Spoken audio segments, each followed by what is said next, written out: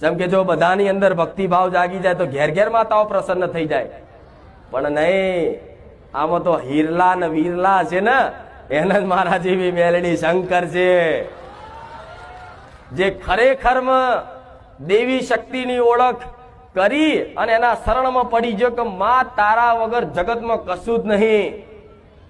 માં રૂપિયા ના જોઈએ, માં ગાડી ના જોઈએ, માં બંગલો ના જોઈએ, માં કોઈ માન સન્માન ના જોઈએ, માં કશું જ નહીં જોતું, બસ મને તો મારી માં જોઈએ છે.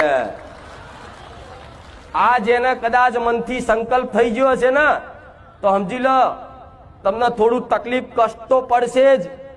જેના માતા જોઈએ છે, પૈસા નહીં જોતા, ગાડી નહીં જોતી, માન સન્માન નહીં જોતા,